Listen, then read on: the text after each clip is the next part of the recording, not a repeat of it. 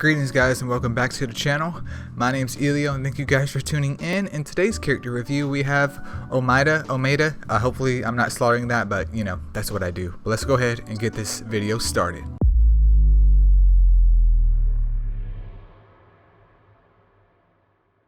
Alright, so right before we begin, Omaeda is a black tortoise, so do keep that in mind, but we can see that his specialty is being a tank type and he's an anti-attacker, so his kit should be countering attackers as it's described. But let's go over here to the skills and see what we're working with. Alright, so for his combo skills, Smash him, Gegetsu Saboru, which I probably slaughtered that, deals damage to a single enemy and receives 15% less damage from attack specialty characters in the last one round. The skill damage on it isn't anything amazing. It's very similar to Kira's, which I think is like 10% lower than the average skill damage, I would say, that I've gathered from these reviews, but it is what it is. But the 15% less damage from an attacker type character is actually pretty cool, because we all know that the attackers are usually in the back, and hopefully if you can clear out one or two of those and actually get to them, then whatever damage that they might try and deal to him could actually just help you stall out and prevent Omaeda from being burst down, because 15% is actually a lot, especially if that goes basically every time his combo skill can go up, so that can actually shave off a bit of damage, which is nice, especially as a black tortoise and a tank already.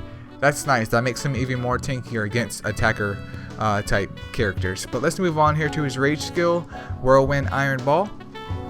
This deals damage to a column of enemies, so the exact same as Kira's and the exact same as Kenpachi's for you guys that don't know.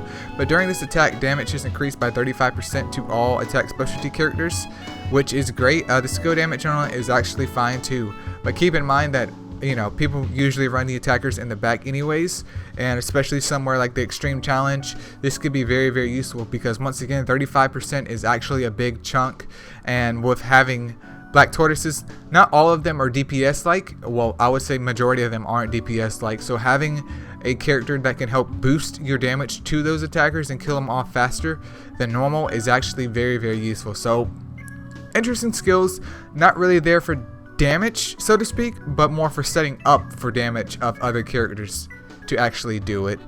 For his third skill slot, we have HP strengthen. Obviously his HP increases. And for his fourth skill slot, which is his passive, affluence, when he is alive, he increases the block rate of front row allies block rate and makes them deal 10% more damage to defense specialty characters. So not only does he counter more attackers, but he also counters defense specialty characters as well. 10% isn't huge, but extremely helpful, so it's another incentive just to keep him alive and make sure he's taking as little damage as possible. And block rate is essentially very important too. This is only at 2%, but let's see how it goes up once it's leveled up. So it goes up by 0.1%, and let's say that we get it to level 70. That's actually going to be a nice chunk. So if you have like a character that is already running like I think the Soul of Courage or Soul of Temper combo of like the Soul of Armor, basically the two Warsoul combos that increase your block rate by like a disgusting amount, paired with Omaeda, is going to be F word, boys. 100% F word, because you're going to get all kinds of block rate action. You're going to get all kinds of block, which is nice. But let's go over here to his Warsouls next.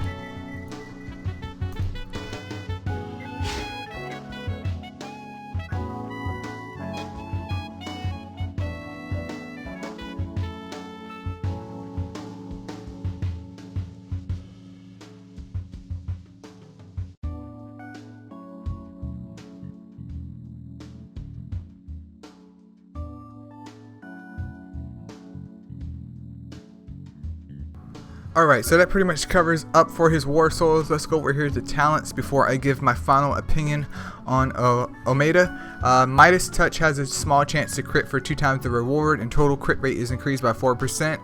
That's actually a fat amount, dude, because you do get some money from Midas Touch every single day, so this isn't something that you use once a week or once a month. This is used every day to get gold, and gold is always a problem. It will always be a problem in gacha games like this, where you have multiple slews of characters for you to upgrade, not only their weapons, but their souls, their skills. You have to promote them, all kinds of crazy stuff. So that's actually very useful. In terms of figuring out what souls I would use though, first, I would make sure you have his War Soul if you don't have it already, because it is very useful. Make sure you promote that when you can. If you choose to use Omaeda, then perhaps wait on this or level it up when you can, but don't have it be your main focus, because this honestly doesn't cost that many shards, and he's not hard to get at all in terms of just getting his overall shards. But it's definitely something to focus on. If you're never going to use him, even for like a Black Tortoise team for the Extreme Challenge, then just dump all this in there after you promote him. But if not, I would just take turns flip-flopping in between promoting him, making sure his War Soul is promoted, and then getting his talent up. Let's go over here to his profile real quick and I'll wrap this video up. So I think Omaeda is a fine unit. He's definitely not the worst SR that I've seen, quite by far. I feel like he does have his uses, maybe not so much in the PvE realm where DPS is king, or not even the PvP realm where initiative and just spammy AoE type characters are king. But extreme challenges, he's definitely a unit that I'm raising up just for the simple fact that he can kind of counter and deal with attacker types, and also we get that added bonus of increased block rate for our Black Tortoise team, and we can get a little bit more DPS out on the defense types. But yep, that's Omaeda, you guys. Once again, if you guys have a request for another character, feel free to leave a comment below, and I'll see you guys in the next one. Peace out.